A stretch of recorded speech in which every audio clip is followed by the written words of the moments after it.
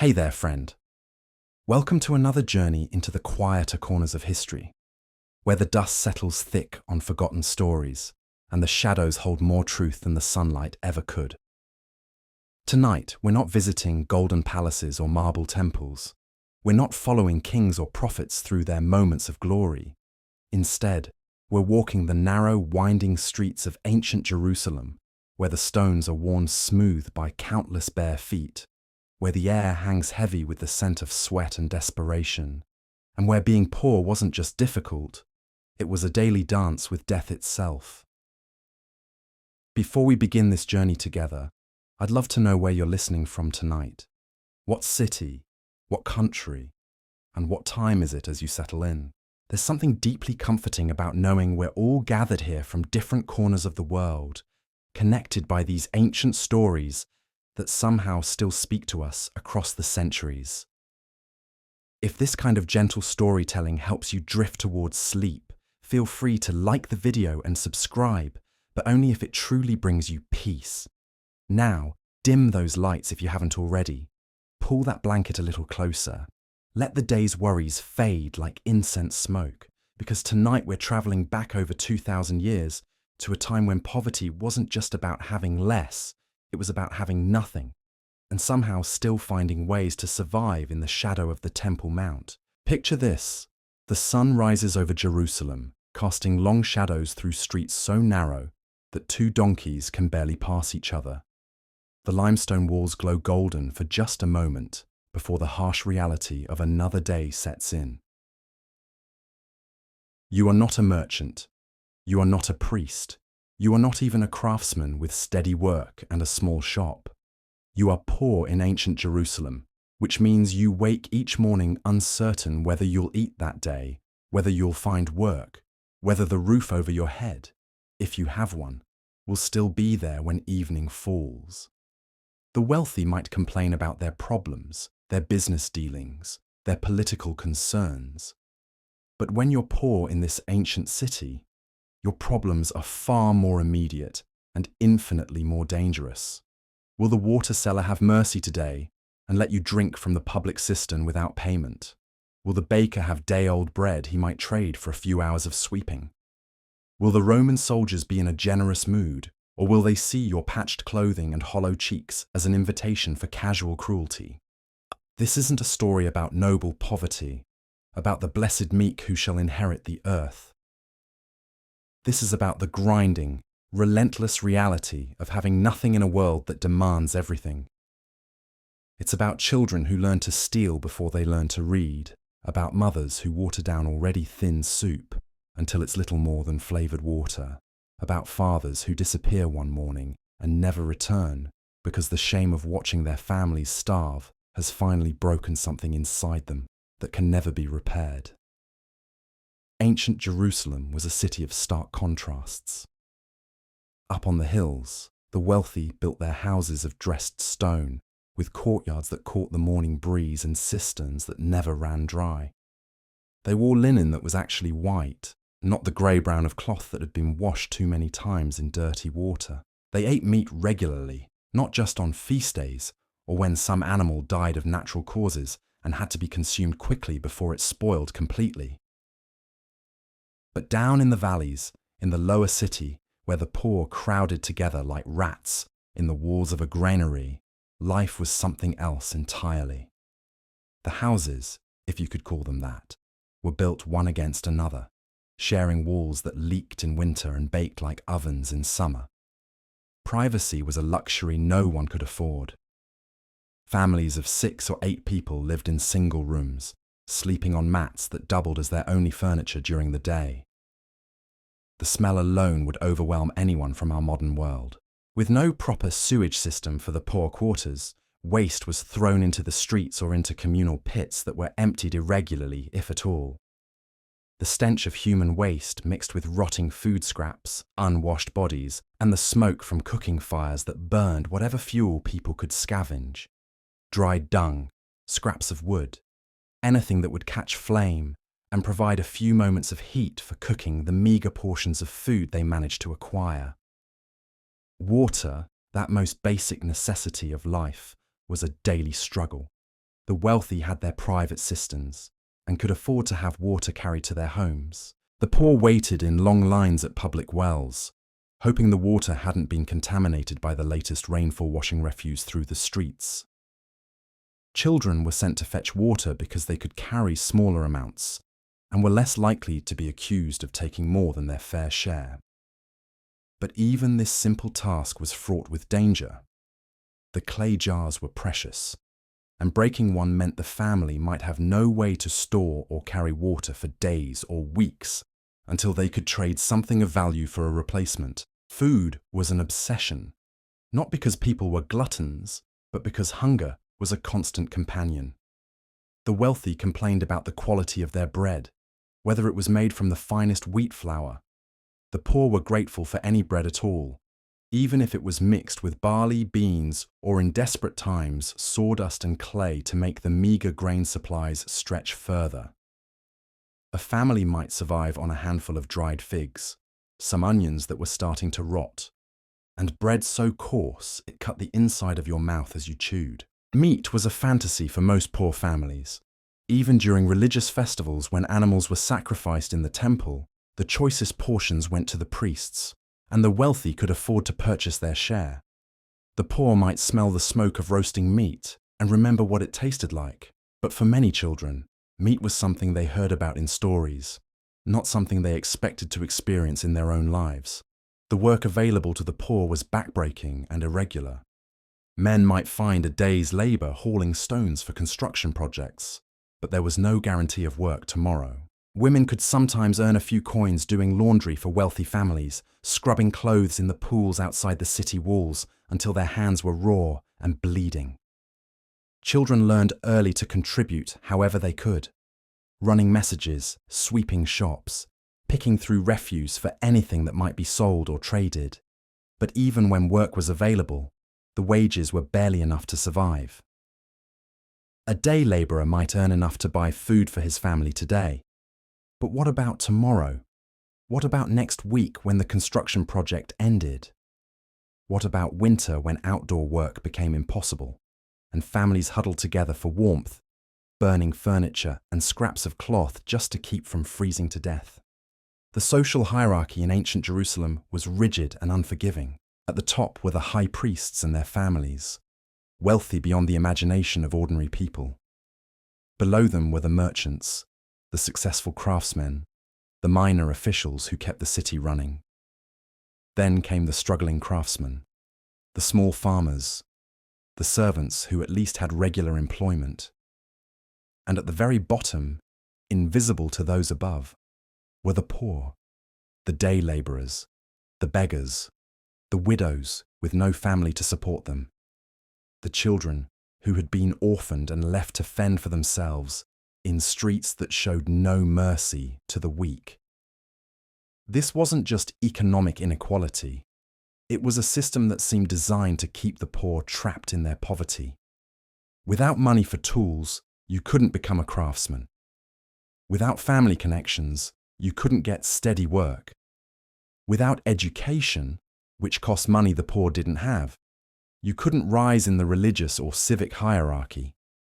The poor stayed poor not because they were lazy or immoral, but because the system offered them no way out. The wealthy justified this arrangement by claiming it was God's will, that poverty was a punishment for sin or a test of faith. The poor were told to be patient, to accept their suffering, to trust that their reward would come in the afterlife. Meanwhile, they watched their children grow thin and weak, watched their parents age prematurely from a lifetime of hard labour and inadequate food, watched their neighbours disappear into the growing crowd of beggars who lined the roads leading to the temple, hoping for the charity of pilgrims who might toss them a coin or a crust of bread. Disease was another constant companion of the poor. Living in crowded, unsanitary conditions with inadequate nutrition made them vulnerable to every illness that swept through the city. When plague struck, it was the poor who died first, and in the greatest numbers. When famine came, it was the poor who starved, while the wealthy dipped into their stored grain and complained about having to eat barley instead of wheat. The irony was crushing. Jerusalem was supposed to be the holy city, the place where God dwelt among his people. The temple dominated the skyline, its gold and marble gleaming in the sunlight, a testament to divine glory and human devotion. But in the shadows of that magnificent temple, people lived lives of quiet desperation, their prayers for daily bread not metaphorical, but desperately literal.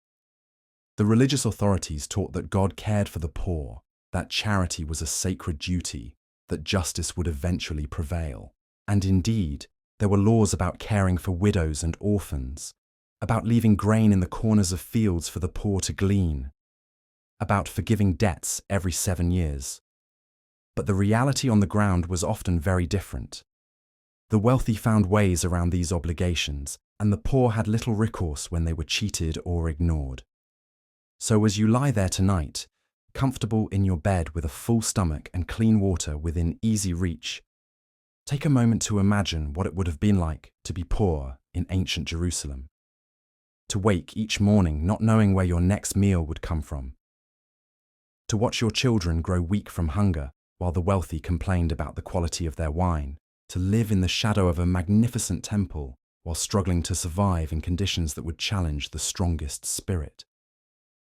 This is where our story begins, in the dust and desperation of the lower city, where being poor meant more than just having less money. It meant living on the very edge of survival, where each day was a small victory against overwhelming odds, and where hope was often the only thing that kept people alive.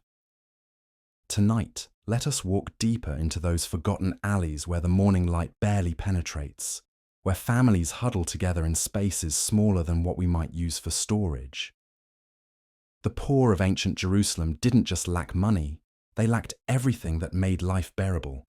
They lacked dignity, safety, hope, and most painfully of all, they lacked choices. When you're poor in this ancient city, winter isn't just cold, it's a season that kills. The wealthy retreat to their heated rooms, burning olive wood and wearing woolen cloaks dyed in rich purples and blues.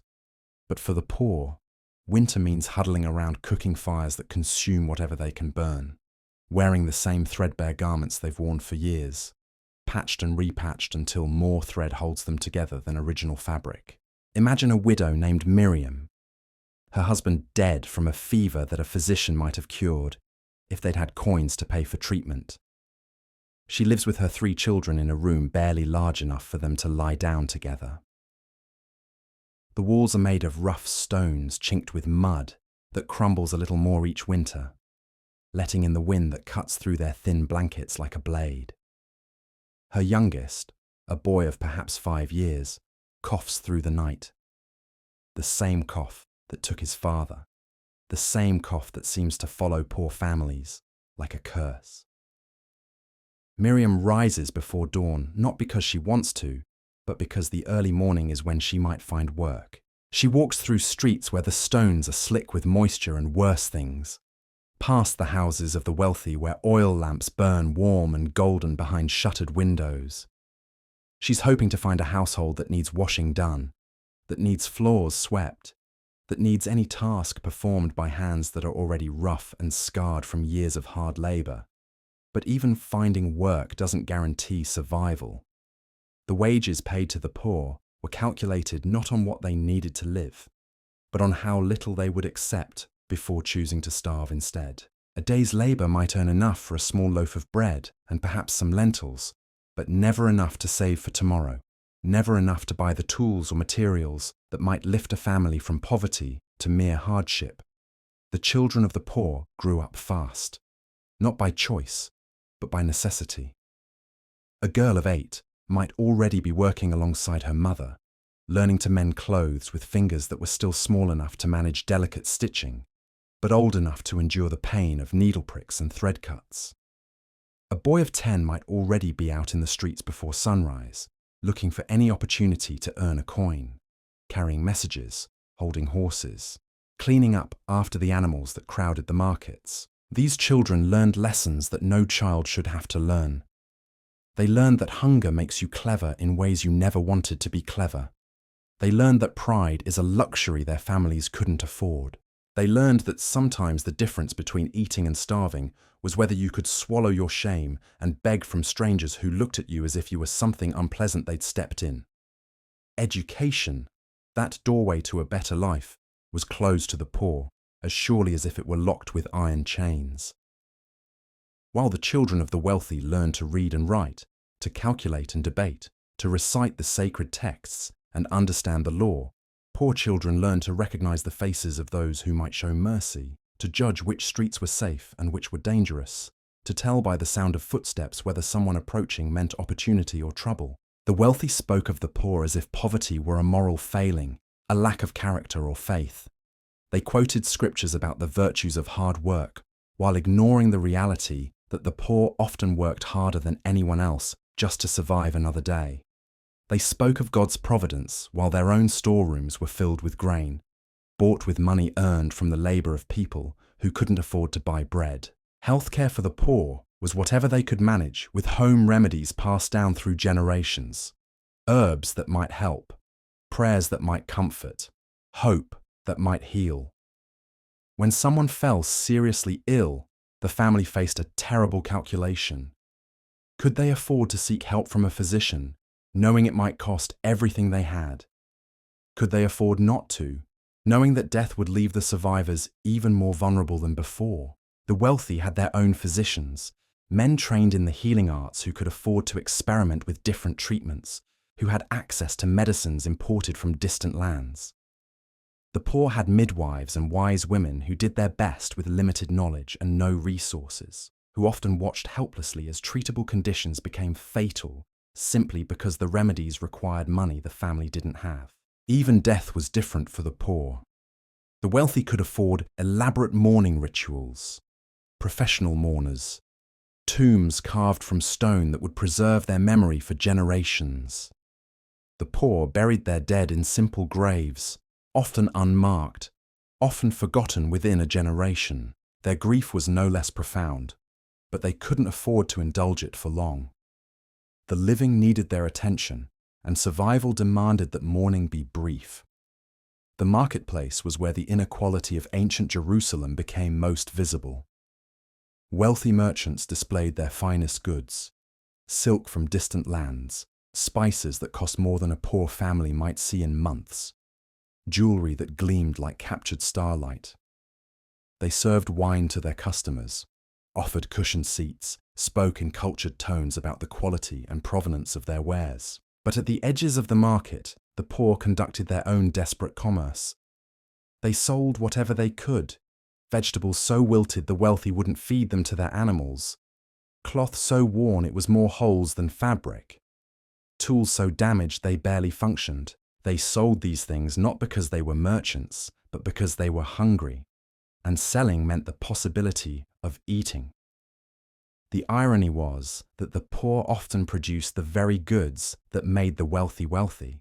They were the ones who hauled the stones that built the magnificent houses, who wove the cloth that became fine garments, who grew the food that filled rich men's tables. Their labour created the prosperity they could never share, their sweat-watered gardens they would never walk in, their strength-built walls that would always keep them outside. Religious festivals that brought joy to the wealthy brought a different kind of suffering to the poor. These were times when the city filled with pilgrims who had money to spend, when the wealthy displayed their finest clothes and most elaborate meals. The poor could smell the cooking meat, could see the wine flowing freely, could hear the laughter and celebration, but they were spectators to joy they couldn't afford to join, witnesses to abundance they couldn't taste. Yet even in their poverty, the poor of Jerusalem found ways to maintain their humanity. They shared what little they had with neighbours who had even less. They told stories to their children on cold nights when there was no money for fuel, painting pictures with words of better times that might come.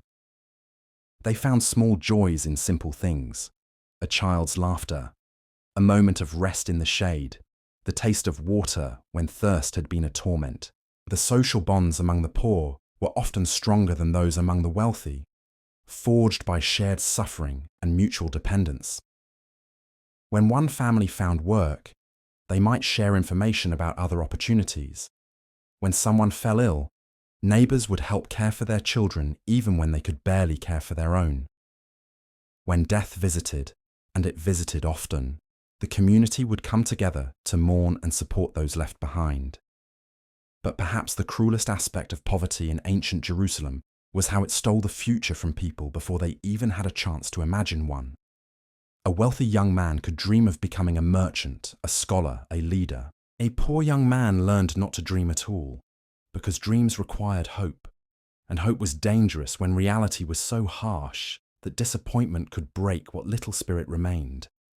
The women suffered in ways that were uniquely theirs. Pregnancy was a time of fear rather than joy, because they knew that childbirth might kill them, leaving their other children orphaned.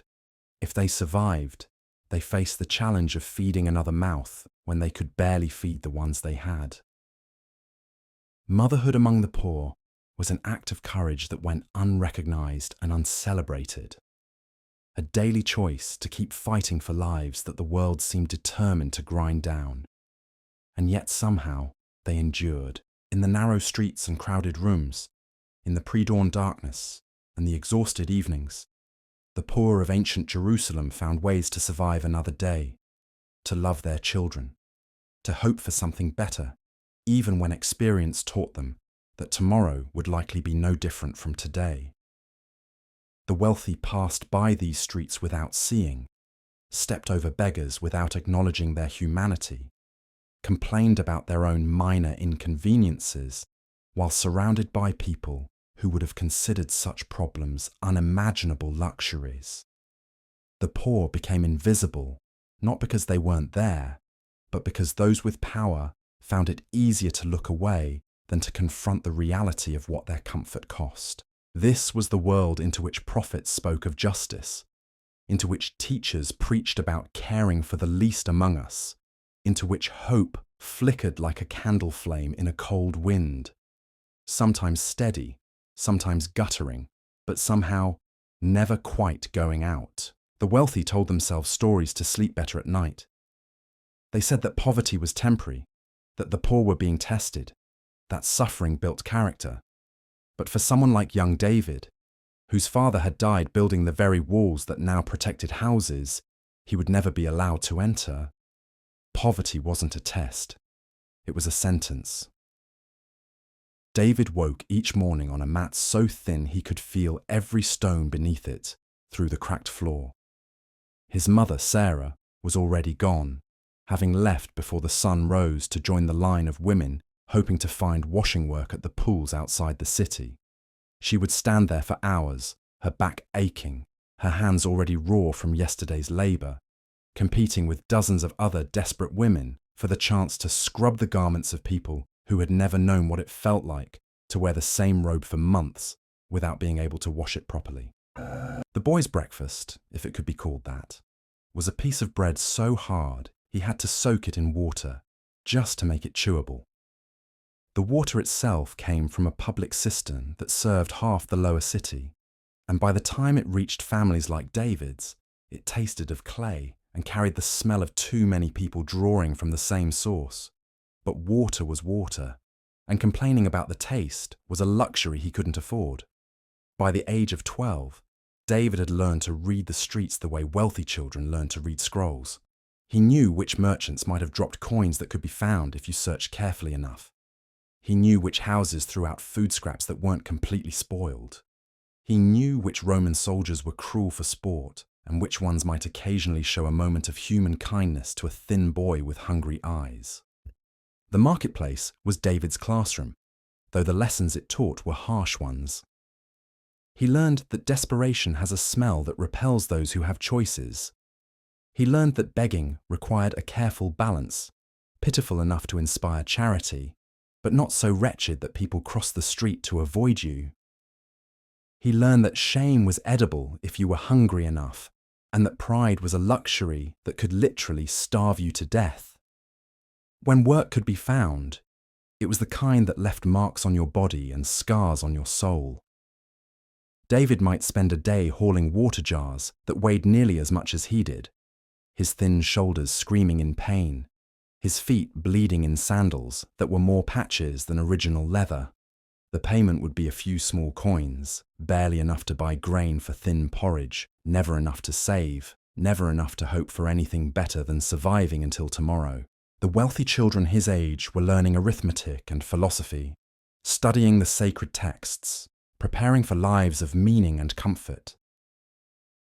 David was learning how to make himself invisible when soldiers were in a bad mood, how to judge which scraps of food were safe to eat and which might make him sick, how to sleep despite the gnawing ache of an empty stomach. Winter brought a different kind of desperation. The cold wasn't just uncomfortable, it was life-threatening. Families burned whatever they could find: broken furniture, scraps of cloth, dried dung when they could find it. The smoke filled their tiny rooms, making everyone cough, but the alternative was freezing to death in their sleep.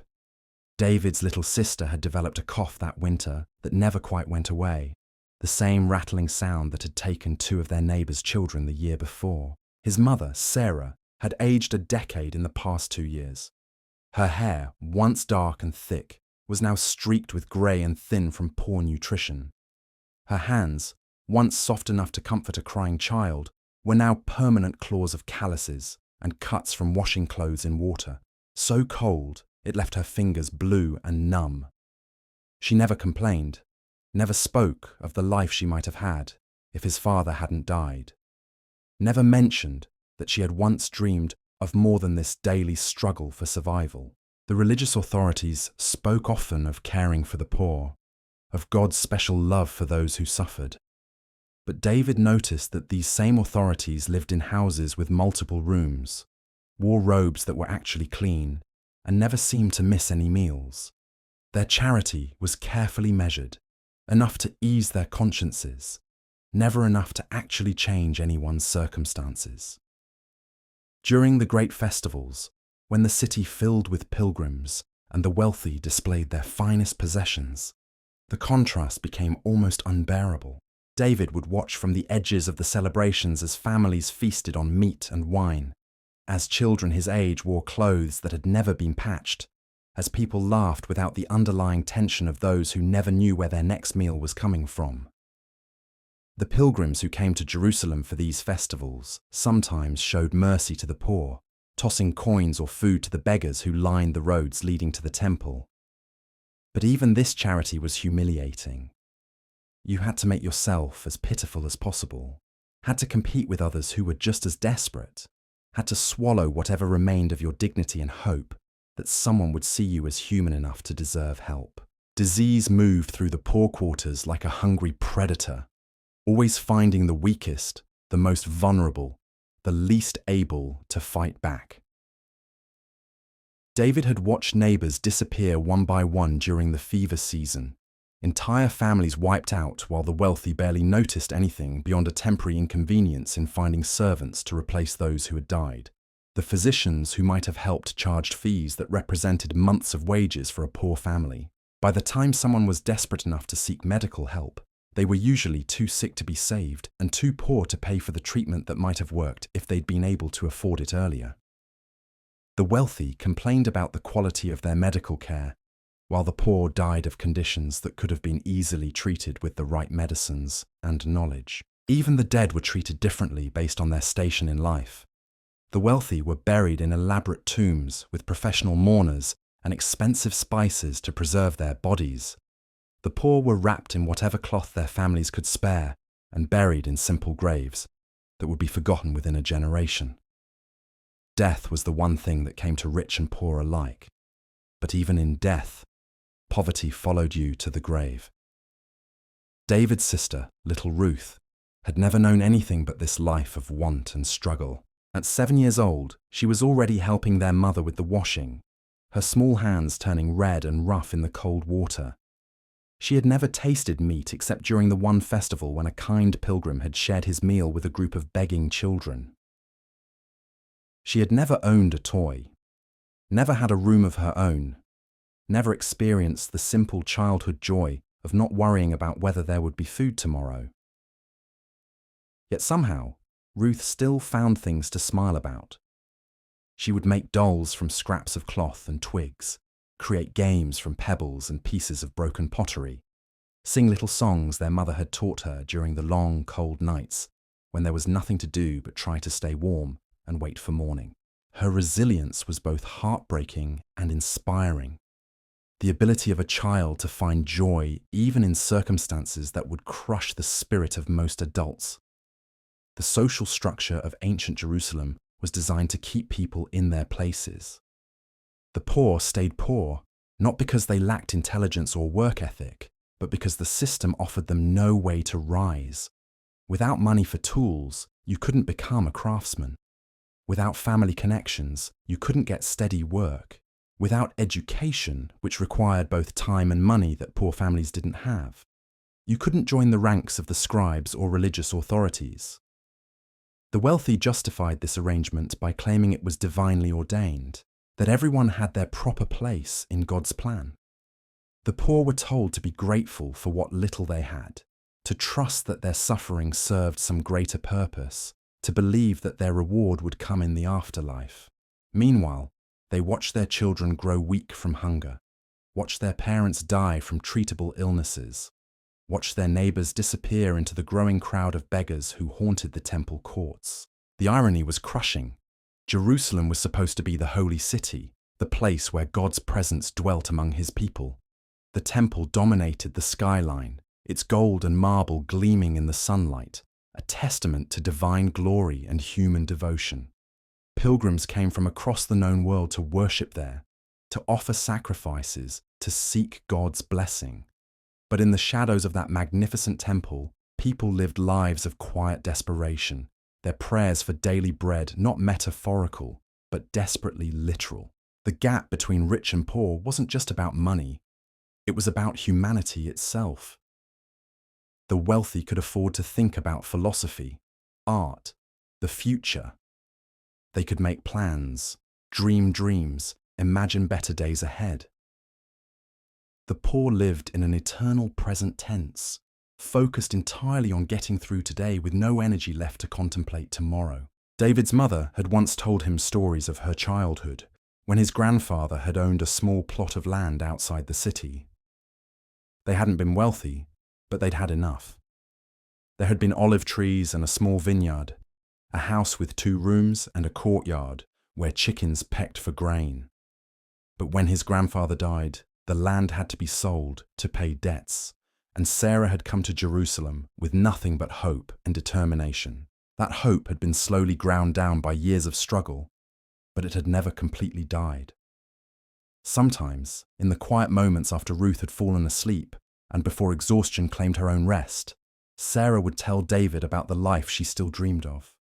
A small house with a garden, enough food to share with neighbors, clothes that weren't held together with patches and prayers. These dreams weren't grand or unrealistic. Sarah didn't fantasize about becoming wealthy or powerful. She dreamed of simple abundance, of not counting every grain of barley, of not calculating whether they could afford oil for the lamp, of not watching her children grow thin despite her best efforts to feed them. Her dreams were heartbreaking in their modesty, in their fundamental humanity.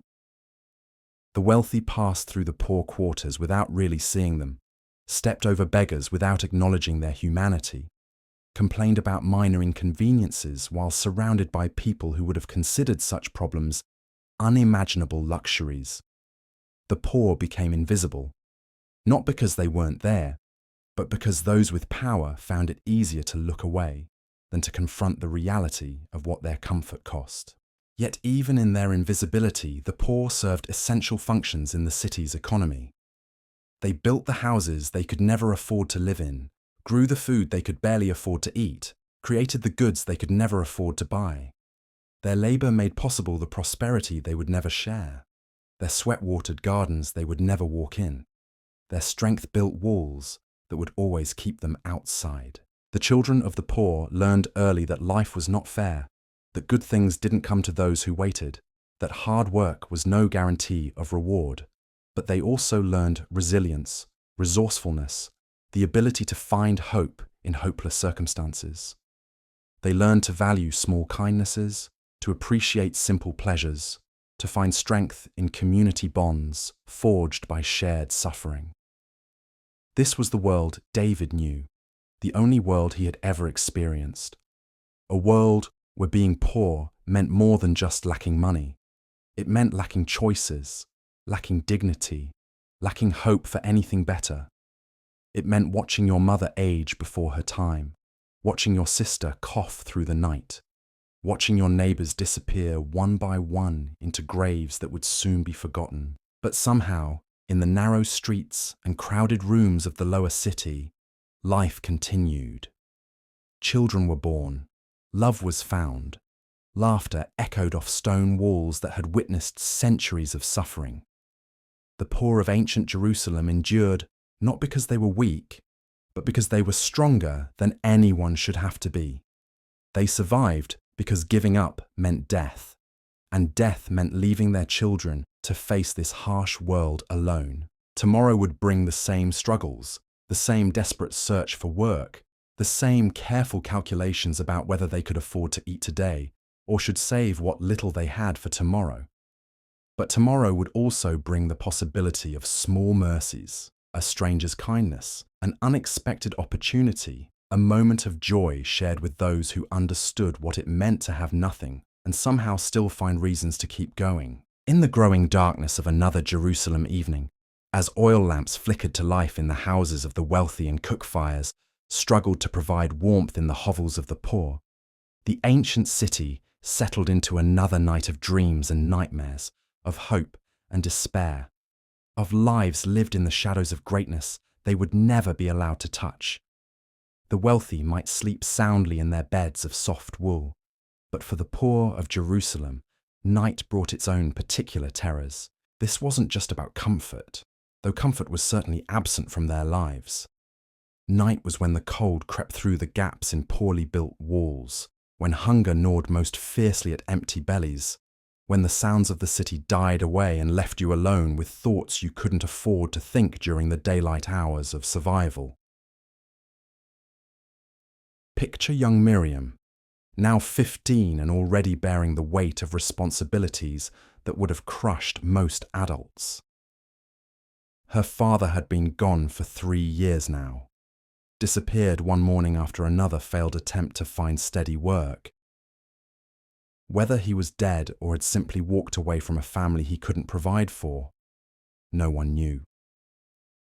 Her mother had never spoken of it, but the silence around his absence was heavier than any explanation could have been. Miriam shared a single room with her mother and 2 younger brothers in a building that housed 6 families. The walls were so thin you could hear every cough, every whispered prayer, every muffled sob from the neighbouring rooms.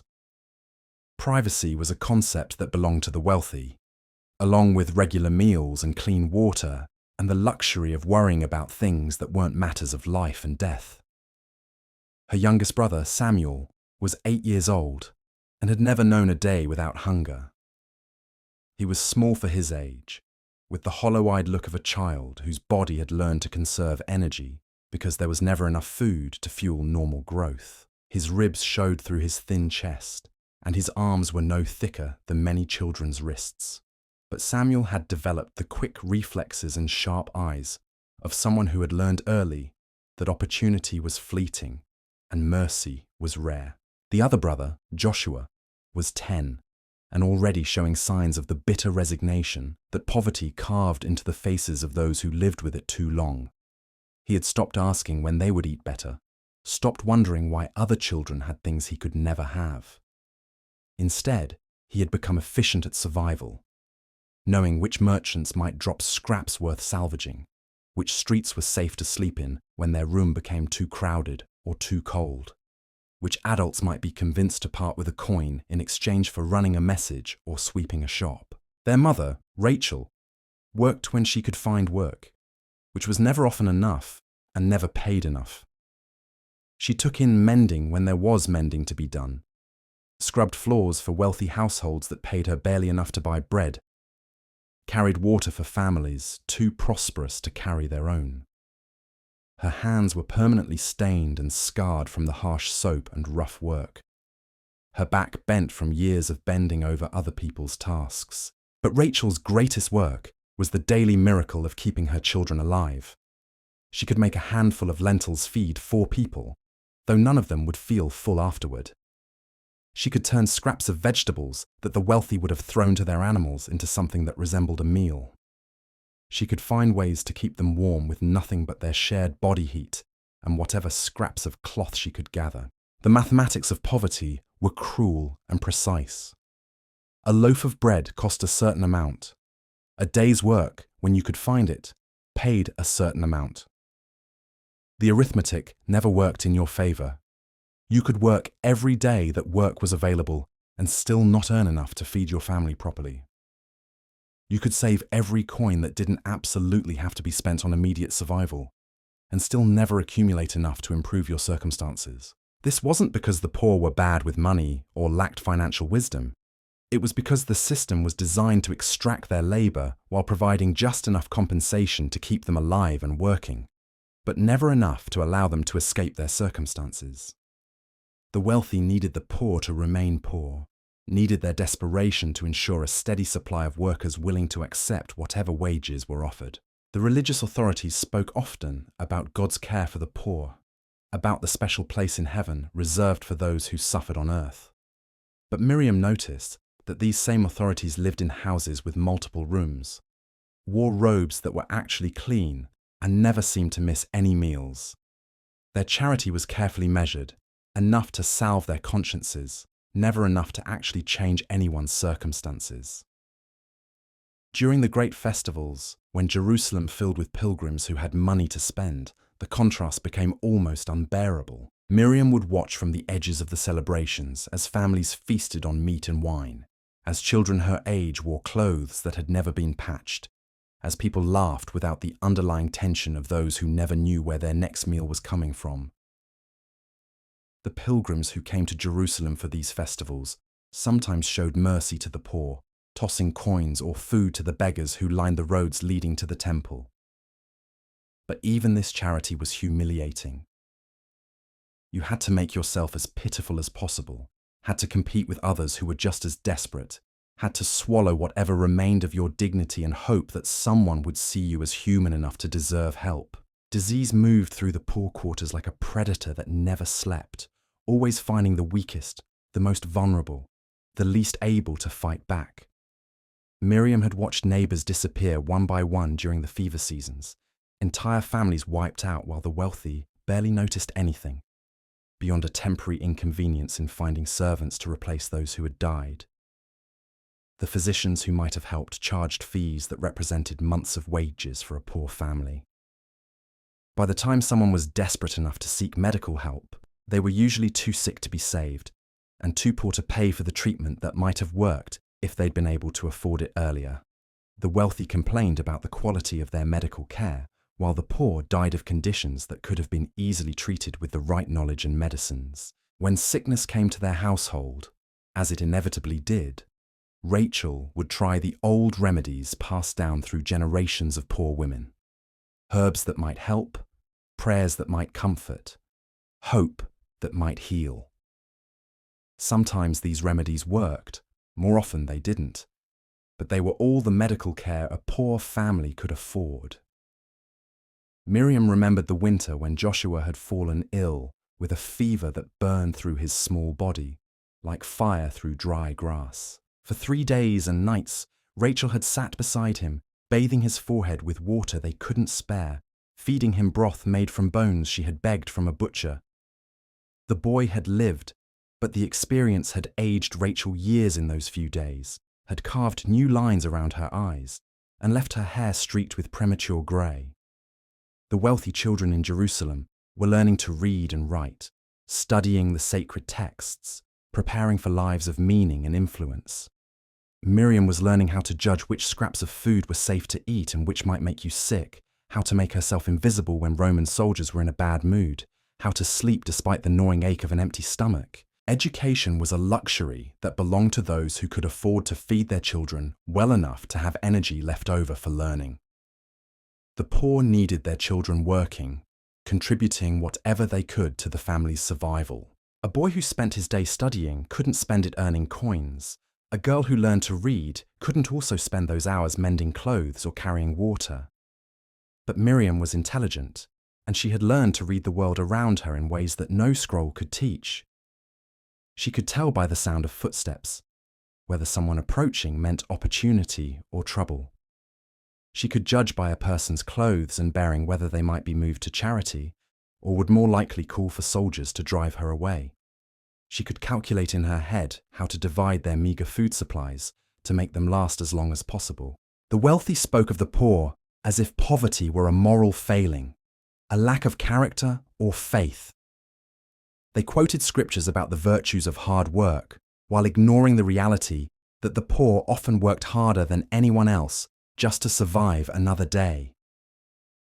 They spoke of God's providence, while their own storerooms were filled with grain, bought with money earned from the labor of people who couldn't afford to buy bread. Marriage, for a poor girl like Miriam, wasn't about love or companionship.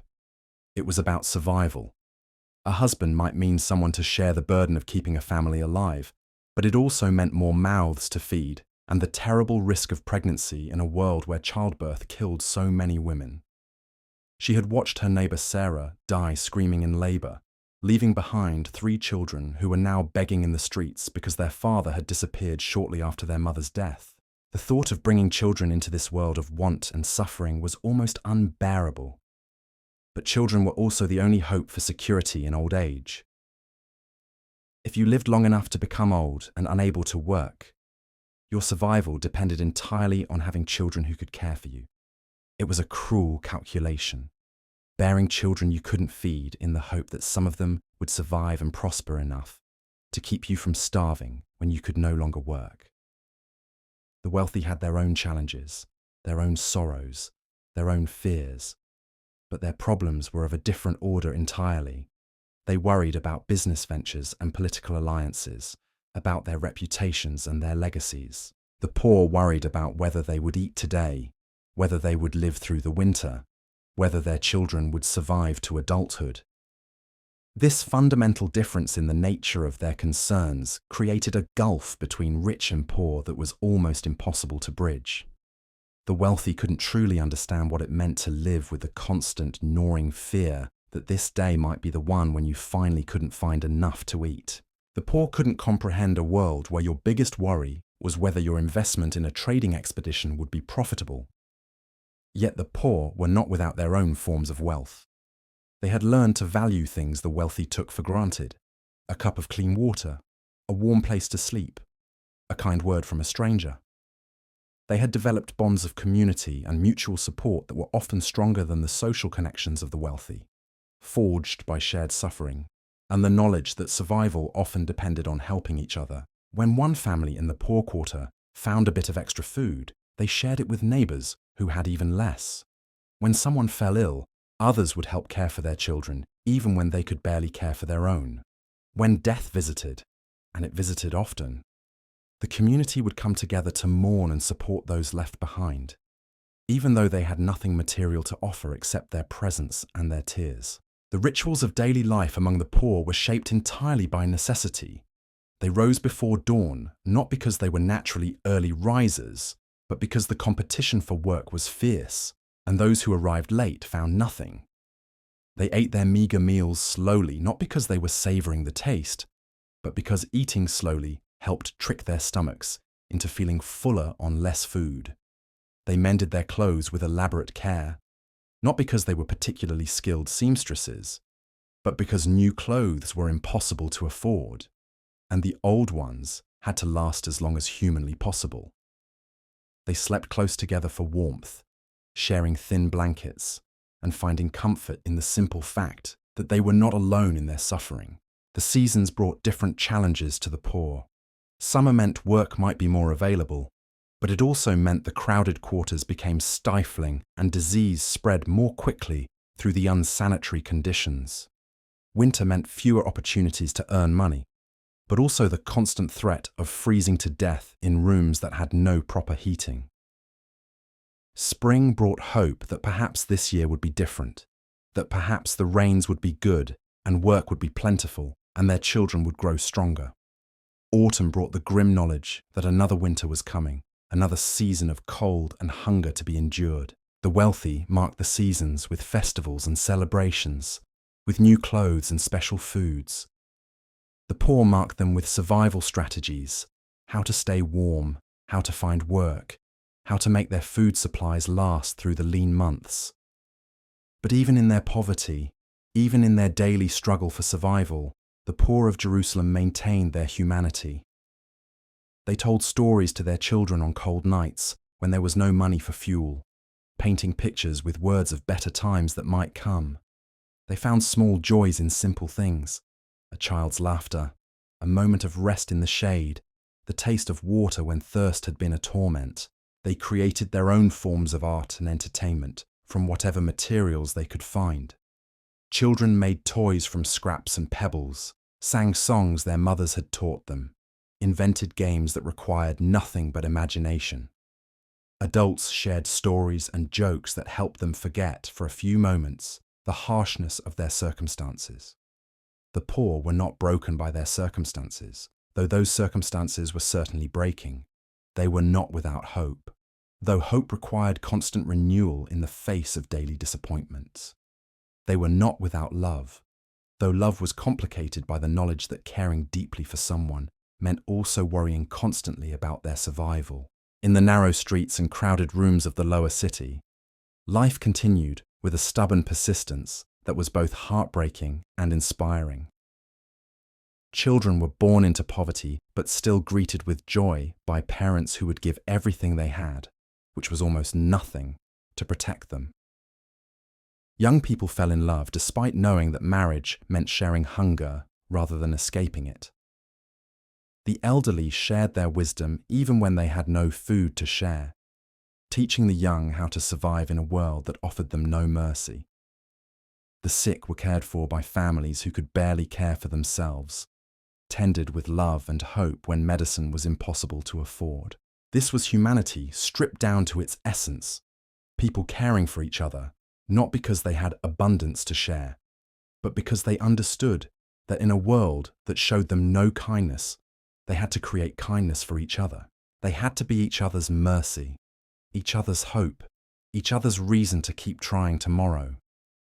As another day ended in ancient Jerusalem, as the wealthy retired to their comfortable beds and the poor settled onto their thin mats, the city held within its walls the full spectrum of human experience.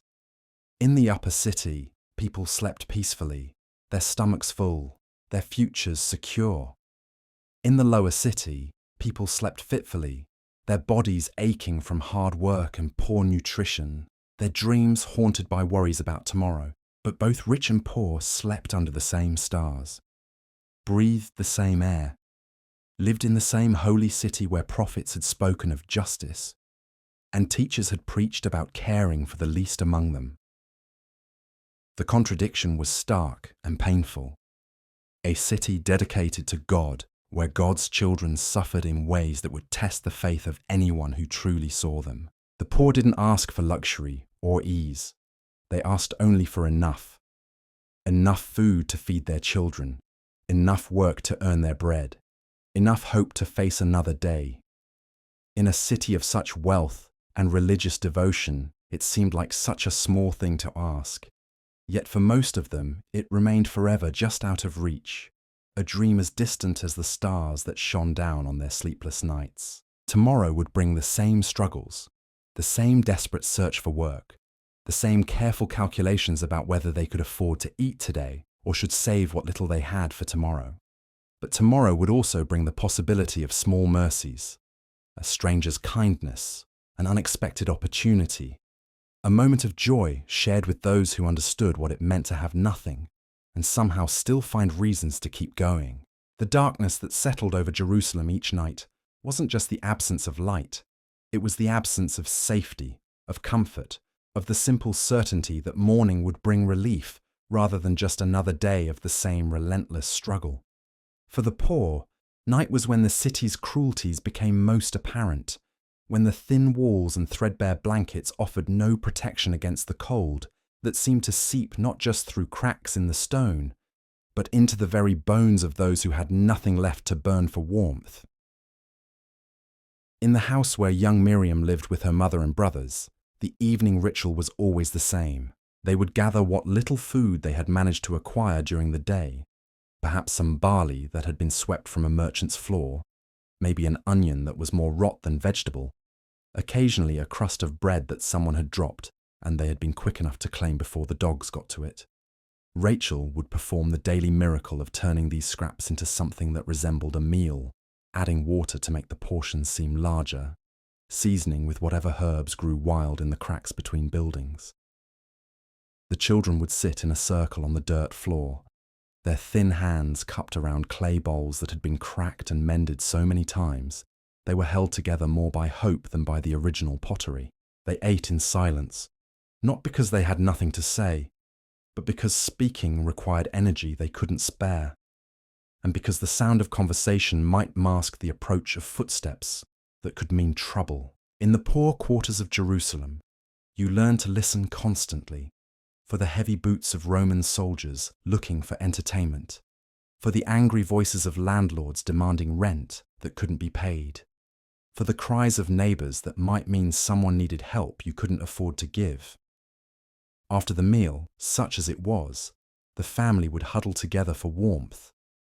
There was no money for oil to keep a lamp burning through the night, so darkness came early and stayed late.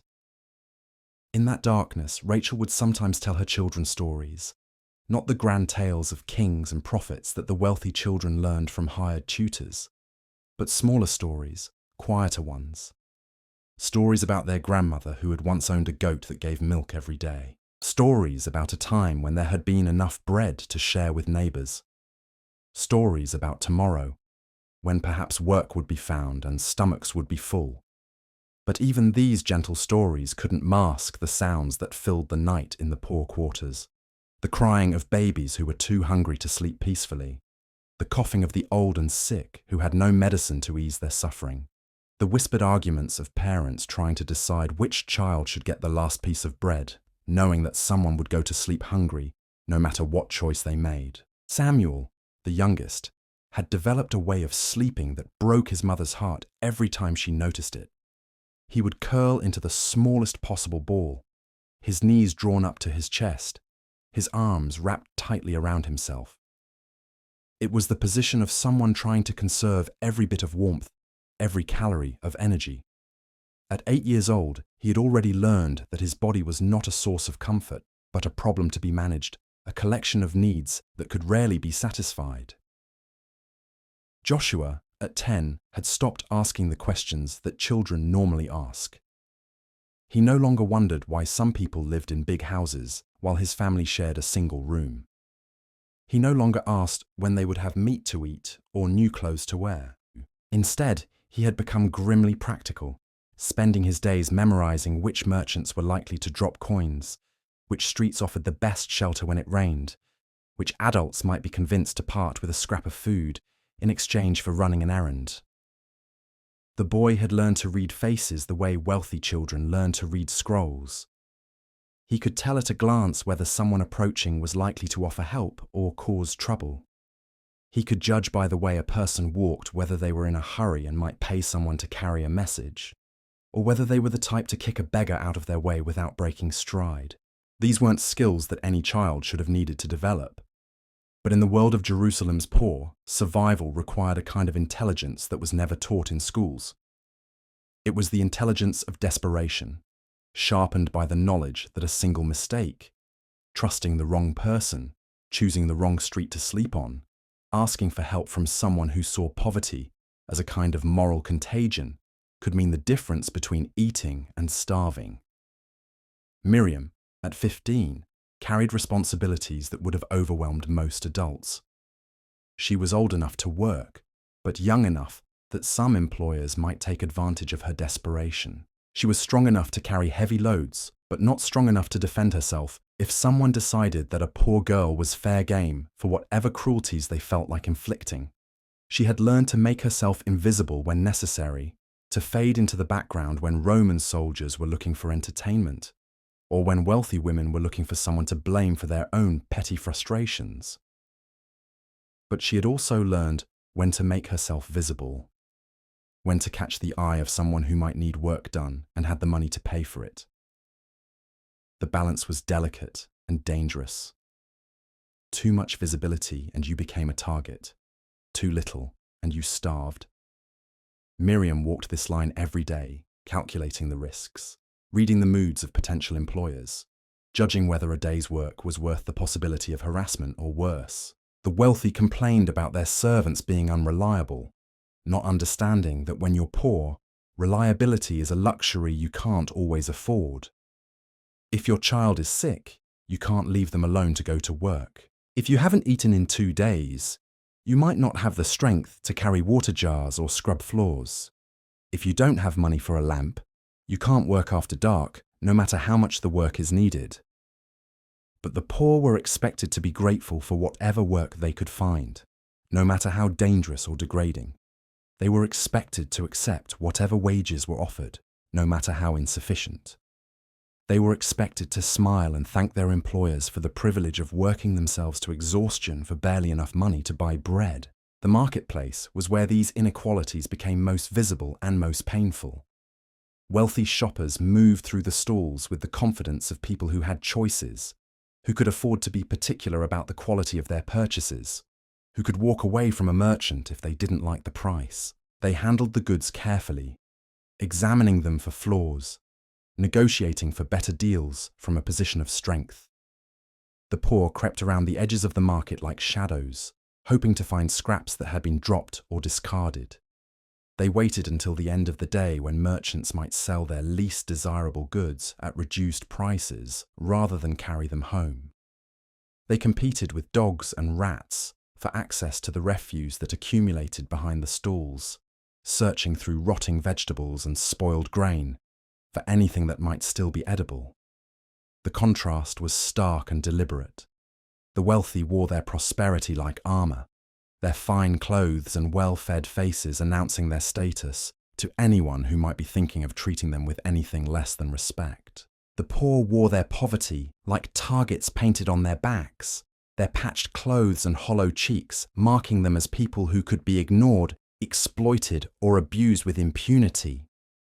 The religious authorities taught that God loved the poor, that their suffering was temporary, that their reward would come in the afterlife. But they taught this from positions of comfort and security, from houses with multiple rooms and tables that were never empty. Their charity was carefully measured and highly visible, designed more to enhance their own reputations than to actually help those in need. During the great festivals, when Jerusalem filled with pilgrims from across the known world, the contrast between rich and poor became almost unbearable. The wealthy wore their finest clothes and jewelry, displayed their prosperity like banners announcing God's favor.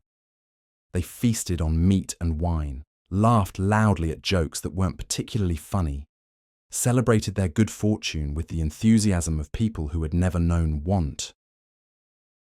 The poor watched from the edges of these celebrations, their hollow eyes reflecting the firelight from cooking fires they couldn't afford to feed, their thin bodies shivering in the cool evening air while the wealthy complained about being too warm from all the food and wine. They smelled the roasting meat and remembered what it tasted like, if they had ever tasted it at all.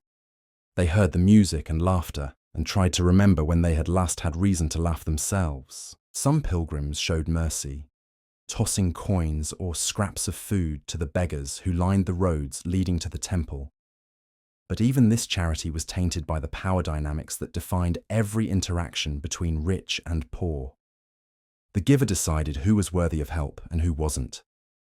The giver decided how much to give and when to give it. The receiver had to perform gratitude, had to make themselves appropriately pitiful, had to compete with other desperate people for the privilege of being noticed by someone with something to spare. The children of the wealthy were learning music and poetry, studying the sacred texts, preparing for lives of influence and meaning. The children of the poor were learning to beg effectively, to steal without getting caught, to sleep in doorways without being kicked awake by angry property owners. They were learning that adults were not to be trusted, that kindness was rare and usually came with strings attached, that the world was divided into those who had power and those who suffered under it. These weren't lessons that any child should have had to learn, but they were the curriculum of poverty in ancient Jerusalem. By the age of 7 or 8, poor children had already developed a cynicism that would have shocked their wealthy counterparts. They had learned not to hope for better things, because hope was dangerous when disappointment could break what little spirit you had left. Yet somehow, even in these desperate circumstances, moments of grace could still occur. A stranger might show unexpected kindness. A merchant might give away food that was still good instead of throwing it out. A wealthy woman might remember what it felt like to be hungry and offer a genuine meal instead of just scraps. These moments were rare, but they were treasured by people who had so little to treasure. They were remembered and retold, passed down like precious heirlooms from parent to child. They became the foundation of whatever hope the poor could maintain, proof that not everyone with power used it cruelly, that not everyone with plenty ignored those who had nothing. But for every moment of unexpected kindness, there were dozens of moments of casual cruelty. Soldiers who used their authority to torment people who couldn't fight back. Merchants who cheated customers they knew couldn't afford to take their business elsewhere. Wealthy citizens who complained about beggars cluttering up the streets without ever considering what had driven those people to beg in the first place. The poor learned to navigate this landscape of casual violence with the skill of people whose lives depended on reading the moods and intentions of those with power over them. They learned to recognize which soldiers were looking for trouble and which ones might be in a good enough mood to ignore a hungry child stealing scraps. They learned to judge which wealthy households might have work available and which ones would call for soldiers if a poor person dared to approach their door. This constant vigilance was exhausting in ways that the wealthy could never understand. It wasn't enough to be hungry and cold and worried about where your next meal would come from. You also had to be constantly alert to danger, constantly calculating risks, constantly prepared to run or hide or fight if necessary. The poor lived in a state of perpetual anxiety that wore down their bodies and spirits as surely as malnutrition wore down their physical strength. The social bonds that developed among the poor were forged by this shared vulnerability, when everyone was struggling to survive, when everyone understood what it meant to go to bed hungry, when everyone had experienced the humiliation of begging for help they couldn't expect to receive. There was a foundation of mutual understanding that the wealthy, for all their education and sophistication, could never achieve. These bonds weren't sentimental or romantic. They were practical alliances based on the knowledge that survival often depended on cooperation. If one family found temporary work, they might share information about other opportunities. If someone fell ill, neighbors would help care for their children even when they could barely care for their own. If food was found or earned, it was shared according to need rather than according to who had paid for it. But even these supportive relationships were strained by the relentless pressure of poverty. When resources were scarce enough, even the closest friends might find themselves competing for the same opportunities. When children were starving, even the most generous parents might hesitate to share food with neighbors' children. The poor were forced to make choices that no one should have to make, and sometimes those choices damaged relationships that had been forged by years of mutual support. The wealthy observed these dynamics from a safe distance and used them to justify their own comfortable indifference. They pointed to conflicts among the poor as evidence that poverty was somehow deserved, that people who were truly virtuous would never find themselves in such desperate circumstances. They ignored the fact that their own comfortable lives were built on systems that created and maintained the poverty they claimed to deplore. The temple that dominated Jerusalem's skyline was supposed to be a symbol of God's presence among his people, a place where justice and mercy were paramount values. But the reality was more complicated. The temple was also an economic institution that generated enormous wealth for those who controlled it. The sacrificial system that was central to religious practice required animals that poor families could barely afford. The taxes and offerings that supported the temple's operations took money that poor families needed for food and shelter. The religious authorities lived in houses that rivaled those of the wealthiest merchants, wore robes that cost more than most poor families earned in a year, ate meals that would have fed a dozen hungry children. They spoke eloquently about God's love for the poor, while benefiting from systems that kept the poor trapped in their poverty. This wasn't necessarily conscious hypocrisy, though sometimes it was. More often, it was the comfortable blindness of people who had never experienced real want, who had never had to choose between eating and paying rent, who had never watched their children grow weak from malnutrition, while being unable to do anything about it. The poor understood this dynamic better than their social superiors realized. They weren't fooled by pious speeches about God's special care for those who suffered. They saw the gap between religious rhetoric and economic reality. They noticed that the people who spoke most eloquently about divine justice were usually the ones who benefited most from earthly injustice. But they also understood that challenging this system directly was dangerous and usually futile. The wealthy had power, influence, connections. They controlled the jobs, the housing, the food distribution. They had the ear of Roman authorities who were always ready to use violence to maintain the order that kept their local allies comfortable. Speaking out against injustice was a luxury that only those with some measure of security could afford.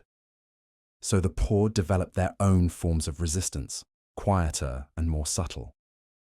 They shared information about which employers were fair and which ones cheated their workers.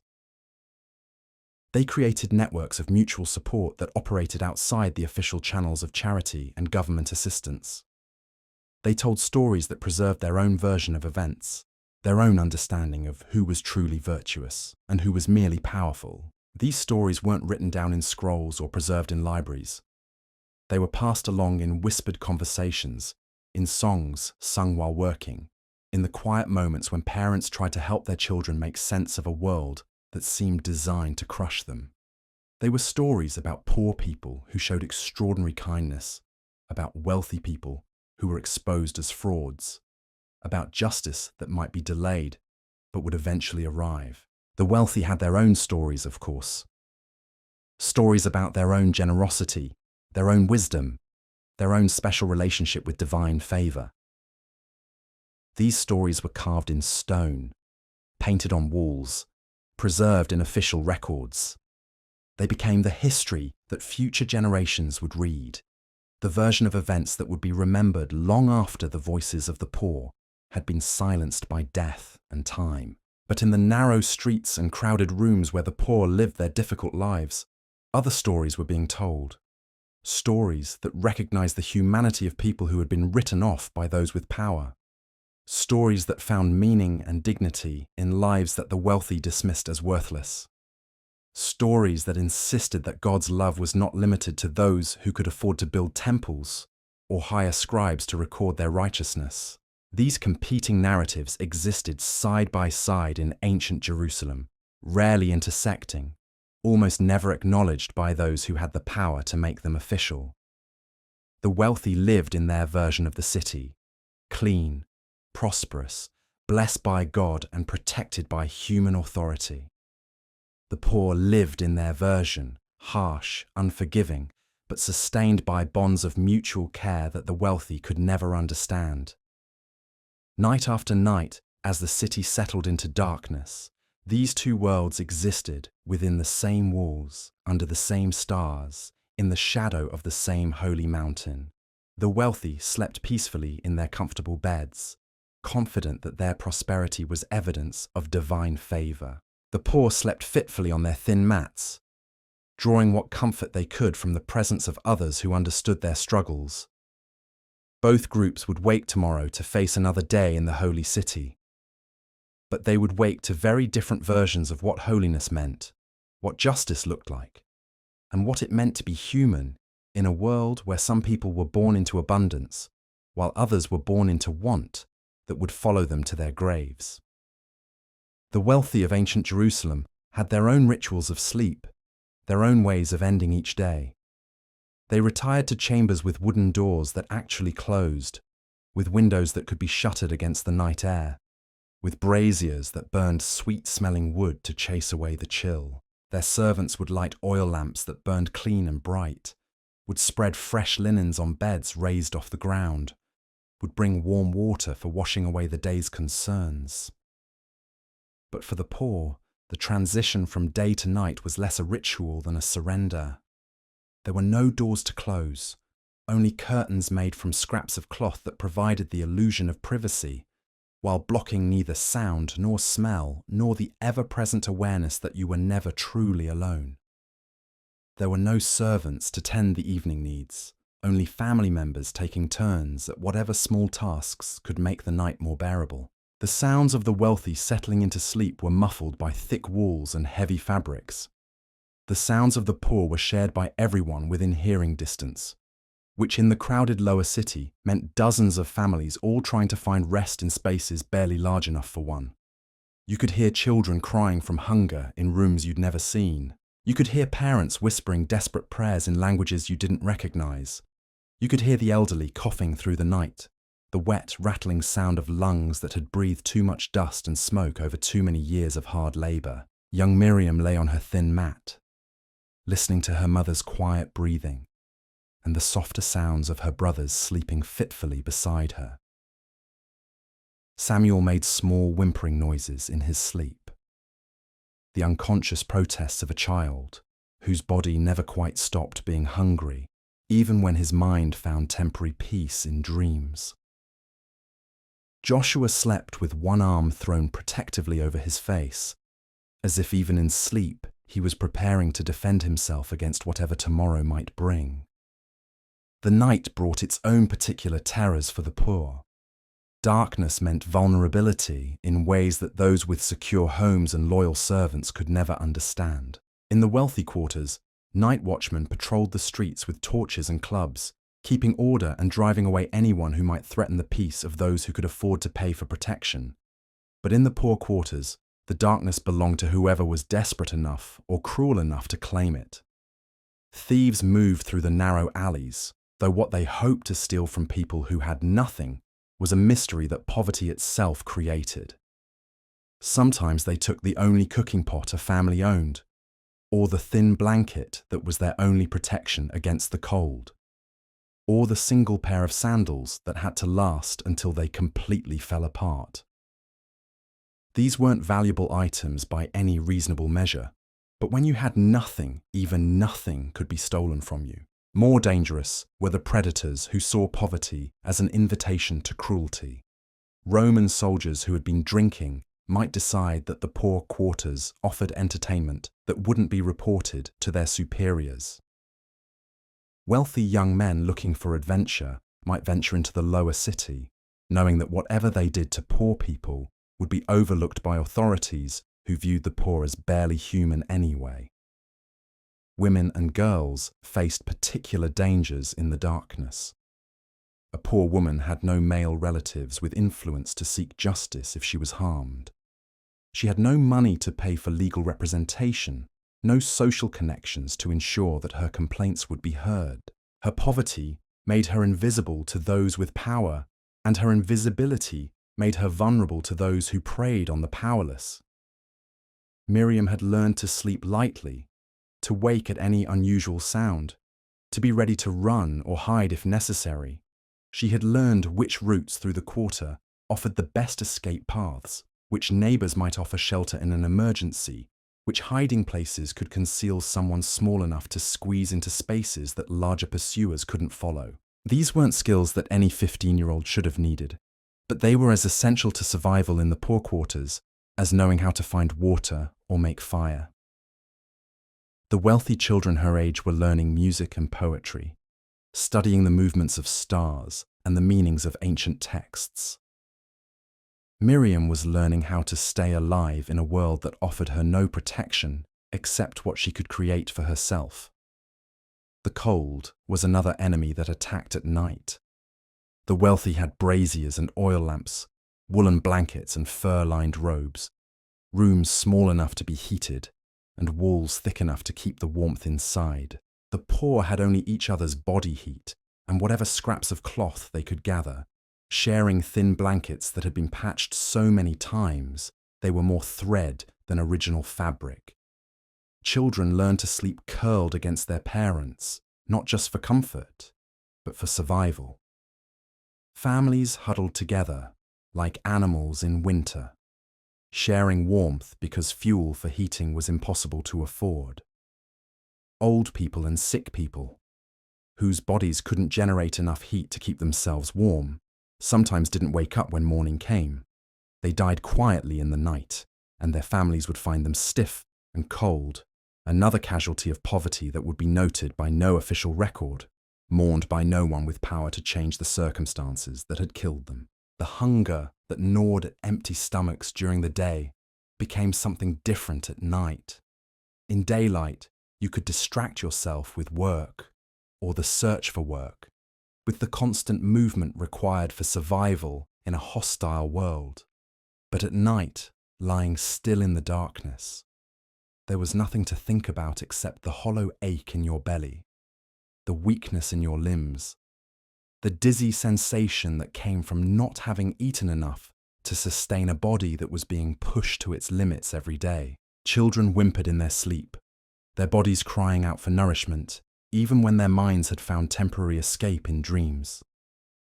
Parents lay awake calculating and recalculating their meager resources, trying to figure out how to make tomorrow's meals stretch a little further, how to find work that would pay enough to buy bread, how to keep their families alive another day in a city that seemed designed to grind the poor into dust. The wealthy complained about their meals, about meat that wasn't tender enough or wine that wasn't properly aged. The poor dreamed about meals they had never eaten, imagined what it would feel like to go to sleep with a full stomach, remembered the taste of foods they had eaten once or twice in their entire lives during religious festivals, when charity was briefly abundant. Prayer took on different meanings for different people in ancient Jerusalem. The wealthy prayed for continued prosperity, for success in their business ventures, for the health of family members who were already well fed and well cared for. Their prayers were offered in temples made of marble and gold, accompanied by expensive sacrifices and elaborate rituals. The poor prayed for survival, for their children to live through the night, for the strength to find work tomorrow, for mercy from a God who seemed to favor those who already had everything they needed. Their prayers were whispered in dark rooms, offered without expensive sacrifices, because they had nothing to sacrifice except their own suffering. Yet perhaps because their need was so desperate, so immediate, so literally a matter of life and death, the prayers of the poor carried an intensity that the comfortable petitions of the wealthy could never match. When you were praying for your child's life, when you were begging for the strength to make it through another day, when you were asking for the simple mercy of enough food to survive, your prayers had the urgency of someone drowning reaching for a rope. Rachel would sometimes whisper prayers over her sleeping children, asking for protection they couldn't afford to buy, for opportunities that seemed impossible to find, for a future that looked brighter than the present. Her faith was tested daily by circumstances that would have broken the spirit of someone who had never known real want, but somehow it endured, sustained by the simple fact that without hope, there was nothing left at all.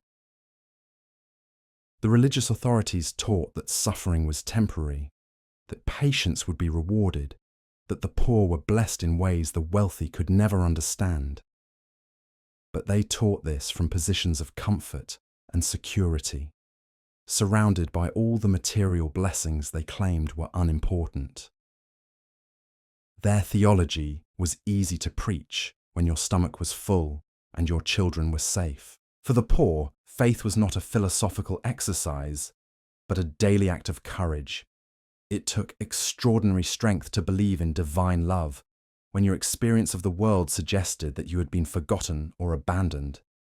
It took remarkable hope to trust in ultimate justice when immediate injustice was crushing you and everyone you loved.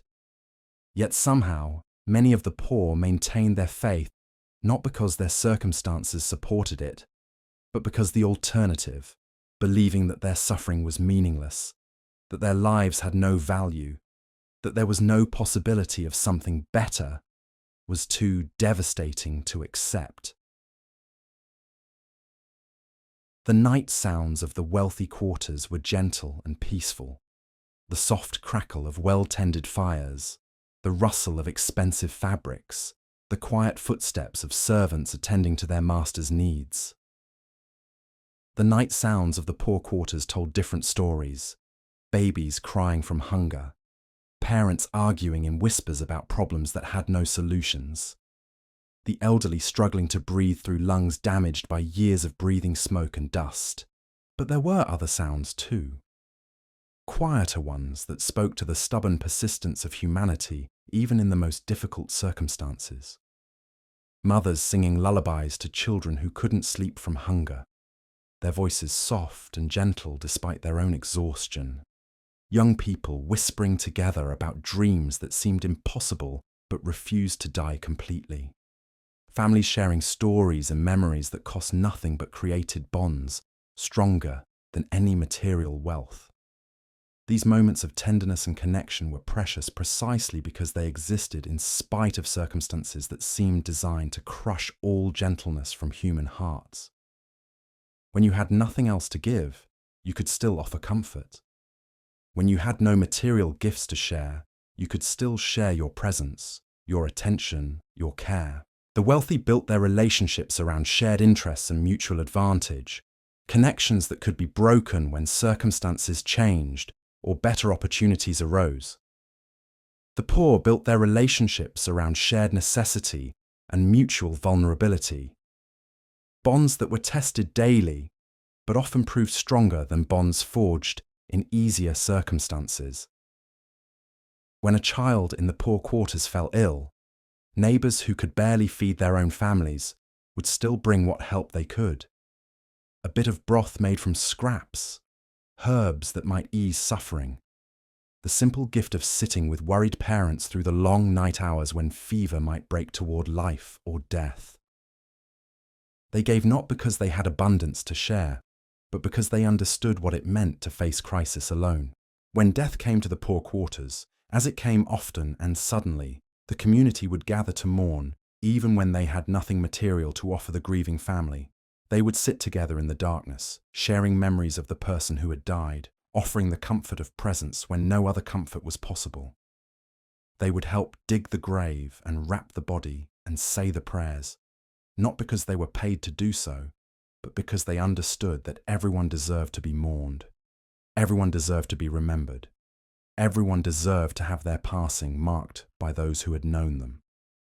These rituals of care and connection weren't recorded in official histories or carved into monuments. They weren't celebrated by those who had the power to make events famous or remembered, but they were the foundation of whatever hope the poor could maintain.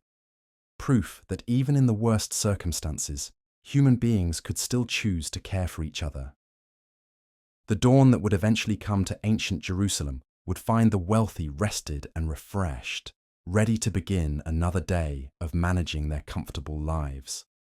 It would find the poor exhausted from a night of insufficient sleep, worried about problems that had no easy solutions, but still determined to face whatever challenges the new day might bring. They would rise before the sun, as they always did, not because they were naturally early risers, but because survival required getting whatever head start was possible on the competition for work, for food, for the small opportunities that might mean the difference between eating and going hungry another day. The wealthy would break their fast with fresh bread and honey, with milk still warm from goats that were well fed and carefully tended. The poor would share whatever scraps they had managed to save from yesterday, or go without breakfast entirely if nothing had been saved, beginning another day of labour on empty stomachs that had grown accustomed to emptiness. But both rich and poor would wake to the same sun rising over the same holy city, the same light falling on marble palaces and mud brick hovels alike. The same God was supposed to watch over all of them, though the evidence of divine favour seemed distributed with a randomness that challenged any simple understanding of justice or mercy. In the growing light of another Jerusalem morning, the poor would once again prove their remarkable resilience, their stubborn refusal to be broken by circumstances that would have defeated weaker spirits. They would care for their children, help their neighbours, maintain their humanity in the face of a world that seemed determined to strip them of everything that made life worth living. They would endure not because they were passive or accepting, but because they were stronger than anyone should have to be. They would survive because the alternative was unthinkable, and because somewhere in their hearts, despite everything, they still carried the hope that someday, somehow, things might be different. The sun would rise, as it always did, on a city divided between those who had everything and those who had nothing. But it would also rise on the quiet heroism of ordinary people who faced extraordinary hardship with extraordinary grace, who found ways to love and hope and dream, even when love and hope and dreams seemed like luxuries they couldn't afford. In the shadows of the Temple Mount, in the narrow streets where the poor made their homes, life would continue with all its struggle and sorrow, but also with all its stubborn beauty, its persistent faith, its unbreakable bonds of human connection that no amount of poverty could completely destroy. The morning light that crept through the cracks in poorly fitted shutters brought no relief to the poor of ancient Jerusalem.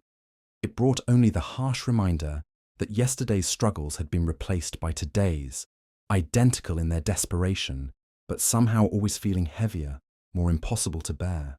Rachel stirred on her thin mat as the first sounds of the awakening city drifted through the walls, the shuffling of feet on worn stones, the creak of wooden wheels as water sellers began their rounds, the distant bleating of goats being led to pasture by children who would taste none of the milk their labour produced. She had learned not to hope for rest during sleep, because sleep for the poor was never truly restful. It was simply a brief escape from consciousness, a temporary reprieve from the constant calculation of survival. Her body ached in ways that the wealthy would never understand. Not the pleasant tiredness that comes from chosen exertion, from work that brings satisfaction and fair compensation, but the deep, bone-weary exhaustion of someone whose body had been pushed beyond its limits for so long that pain had become as familiar as breathing. Her hands were permanently shaped by the work she did, curved from carrying water jars, scarred from the harsh soap she used to scrub other people's clothes, stained with dyes that marked her as someone who laboured with her hands because she had no other choice. Beside her, Miriam was already awake, though she lay still with her eyes closed, listening to the sounds that would tell her what kind of day this might be. Were there more footsteps than usual in the street outside? That might mean work was available somewhere. Were there voices raised in anger? That could signal trouble that would make it dangerous to venture out. Was there the sound of Roman soldiers marching in formation? That always meant uncertainty, because soldiers who were bored or frustrated often took out their moods on people who couldn't fight back. The girl had developed an intuition about danger that served her better than any formal education could have. She could sense when someone approaching meant opportunity and when they meant trouble. She could tell by the sound of footsteps whether the person making them was confident enough to have money, desperate enough to be dangerous, or tired enough to be indifferent to the suffering of others. These weren't skills that belonged in the mind of a 15-year-old girl. They were the hard-earned wisdom of someone who had learned that survival required constant vigilance, that a moment's inattention could mean the difference between eating and starving, between safety and harm.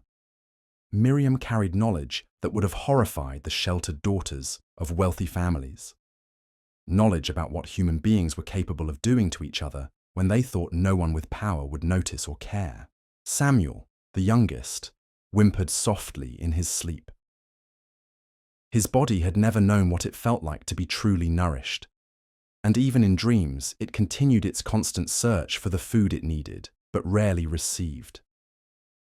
His growth had been stunted not by any disease or defect, but simply by the grinding reality that there was never enough to eat. He was small for his 8 years, thin in ways that spoke of chronic hunger rather than natural slenderness. The boy's dreams were often about food, not elaborate feasts like the wealthy enjoyed during their celebrations, but simple abundance. Dreams of bread that wasn't mixed with sawdust to make it go further. Dreams of milk that was actually white instead of watered down until it was barely distinguishable from the questionable water that was all most poor families could afford. Dreams of feeling full, of going to sleep without the gnawing ache in his stomach that had been his constant companion for as long as he could remember. Joshua, at 10, had stopped having such dreams. He had learned that dreaming about impossible things only made the reality harder to bear. Instead, his sleeping mind worked on practical problems: where to look for dropped coins, which merchants might need messages carried, how to avoid the older boys who sometimes took whatever small treasures younger children managed to find. The boy had developed a kind of premature cynicism that was heartbreaking in its practicality.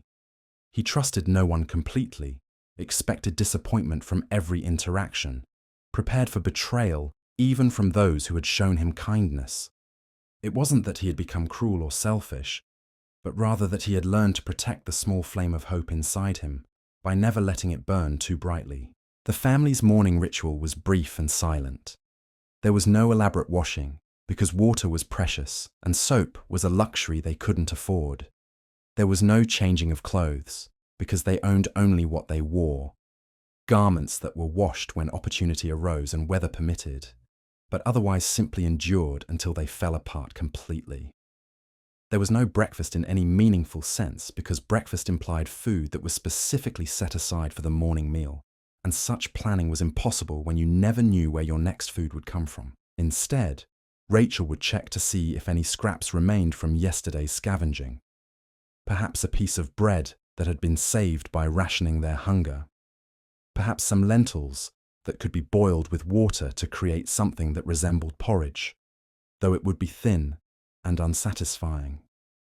Perhaps nothing at all, which meant beginning another day with empty stomachs and the hope that work or charity or simple luck would provide something before evening.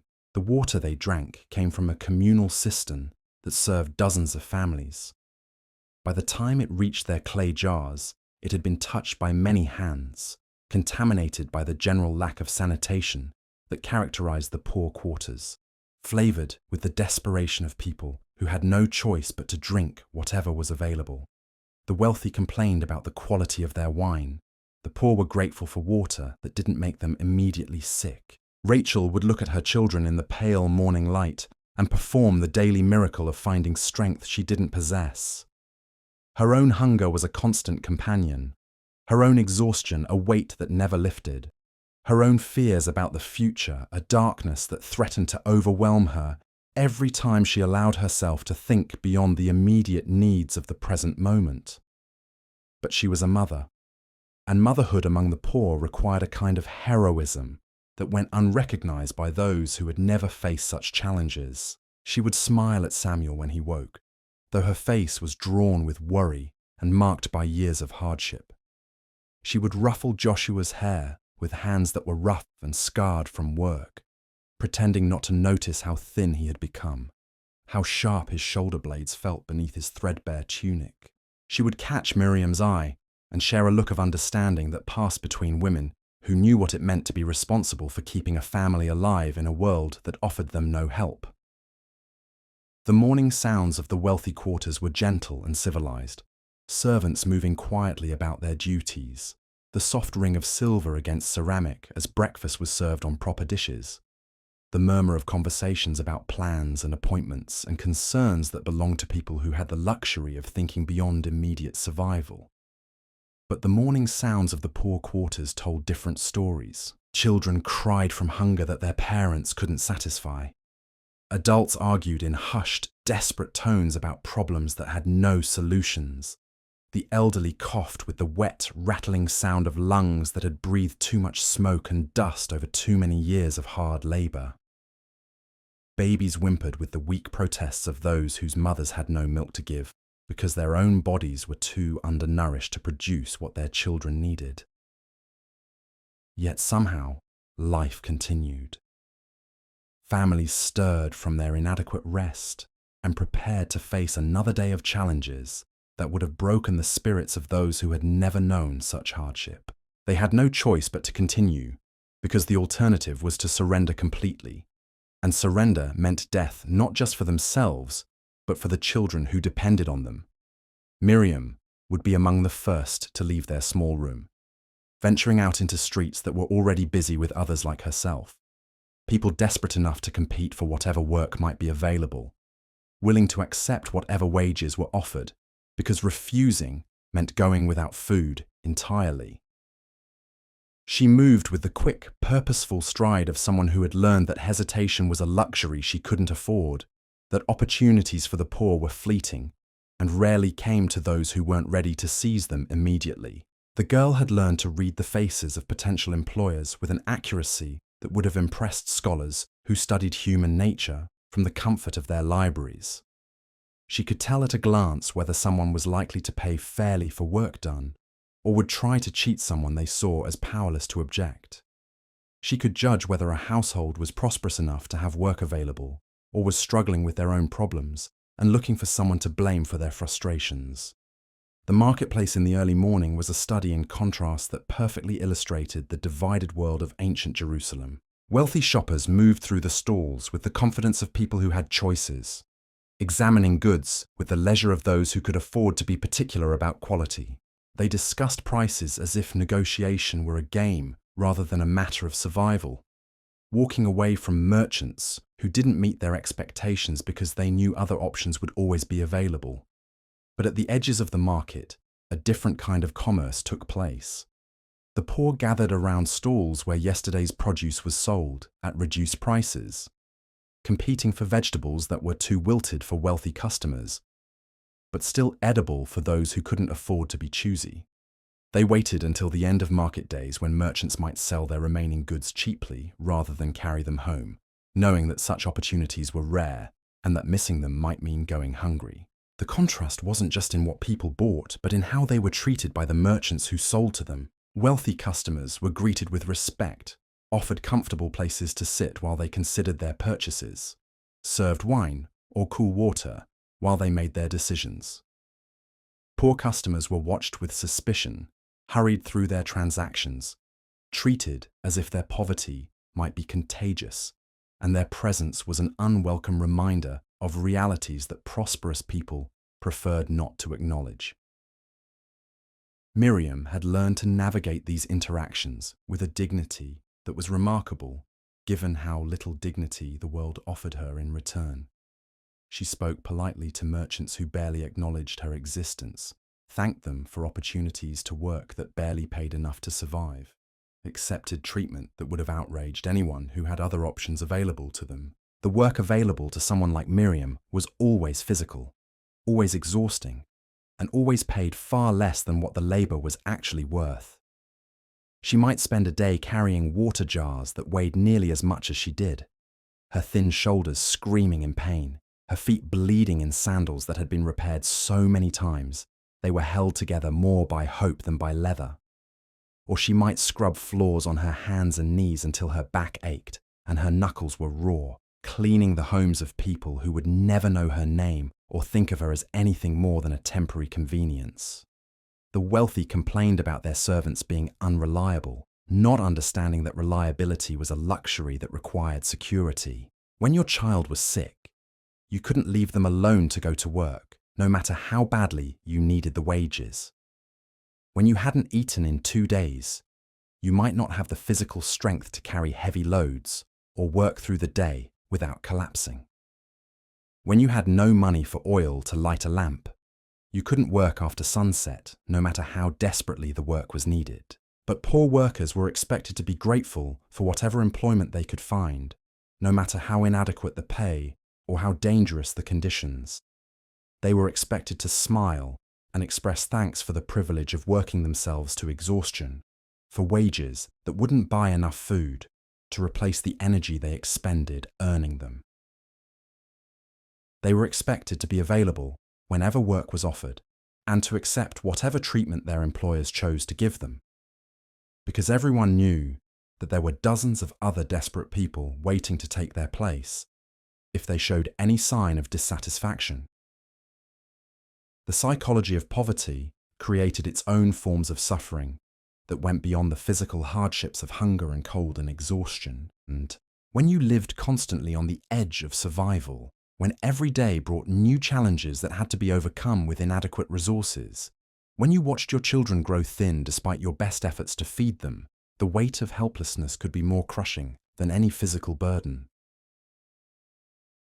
Rachel lay awake at night, not just because she was hungry or cold, but because her mind raced with calculations that never balanced, with problems that had no solutions, with fears about a future that seemed to offer nothing but more of the same struggle. She worried about what would happen when she became too old to work, about whether her children would survive to adulthood, about whether the small illnesses and injuries that were part of daily life might become serious problems she couldn't afford to treat. The wealthy worried about their business investments, their social standing, their political connections.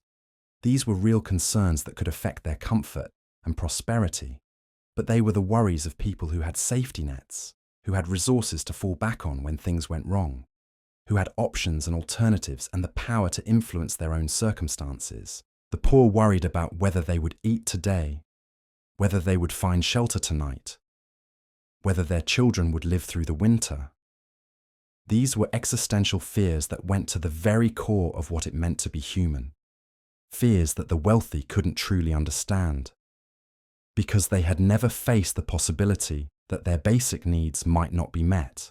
Yet somehow, in the face of these overwhelming challenges, the poor of ancient Jerusalem found ways to maintain their humanity. They cared for each other with a tenderness that was all the more remarkable because they had so little to share. They found moments of joy in small pleasures, a child's laughter, a brief respite from work, the taste of food when hunger had been a torment. They created beauty from whatever materials they could find, told stories that cost nothing but enriched their lives immeasurably, maintained traditions and customs that connected them to something larger than their immediate suffering.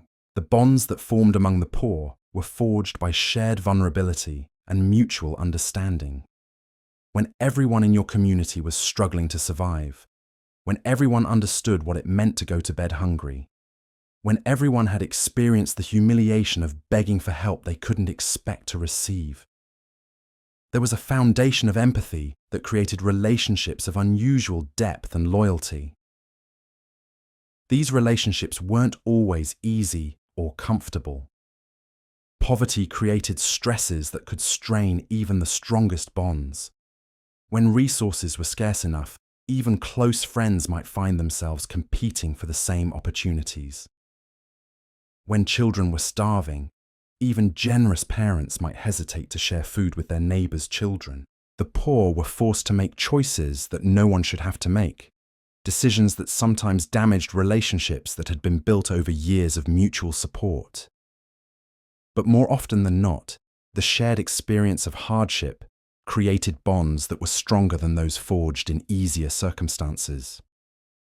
When someone in the poor quarters fell ill, neighbors who could barely care for their own families would still offer whatever help they could.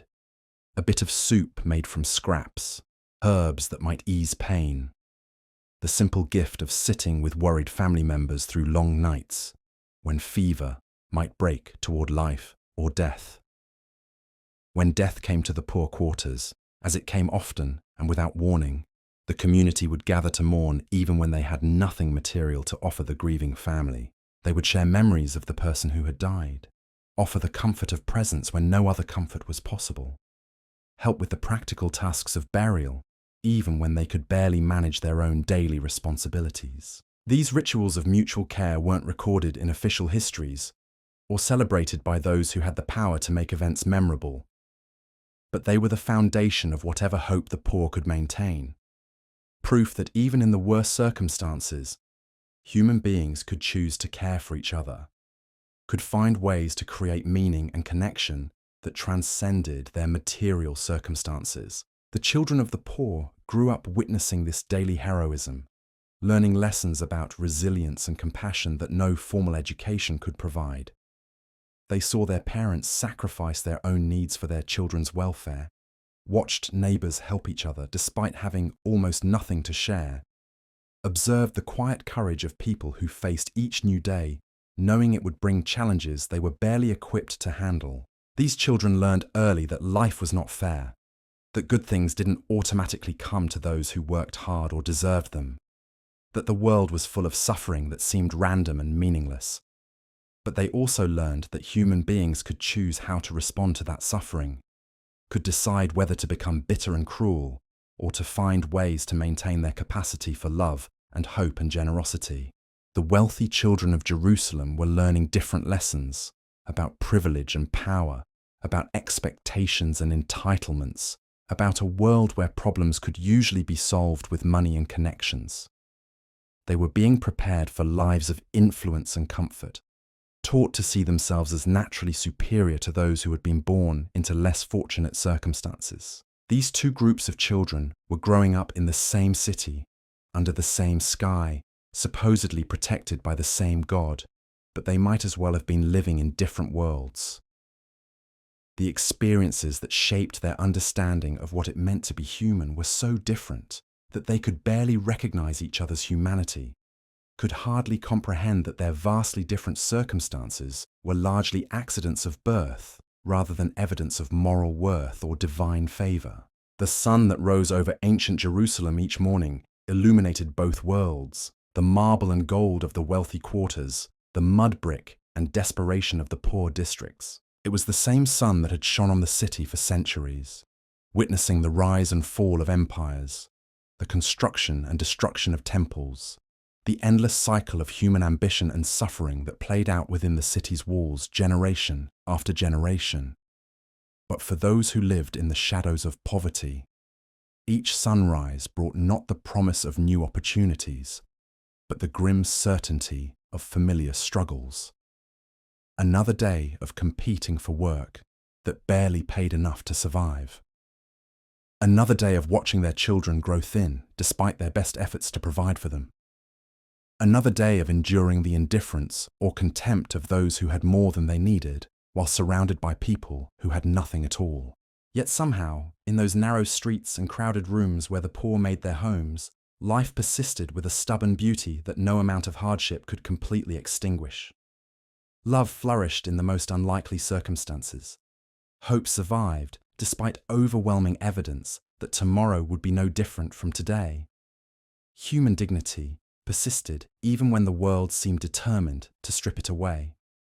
The poor of ancient Jerusalem endured not because they were naturally stronger or more virtuous than those who lived easier lives, but because they had to. Because giving up meant abandoning their children to face the world alone. Because surrender meant accepting that their lives had no meaning, their suffering no purpose, their dreams no possibility of fulfillment. They endured because they were human beings. And human beings, even in the worst circumstances, find ways to hope, to love, to care for each other, to believe that somehow, someday, things might be different. They endured because the alternative was unthinkable, and because in their endurance they proved something important about the resilience of the human spirit that no amount of comfort or security could ever teach. As the morning light grew stronger over the ancient city, casting its impartial glow on palace and hovel alike, the daily drama of survival would begin once again. The wealthy would wake to comfort and possibility. The poor would wake to struggle and uncertainty. But both would wake to the same fundamental challenge of what it meant to be human in a world where some people had everything and others had nothing, where some lived in abundance while others fought for their very survival in the shadow of the Temple Mount.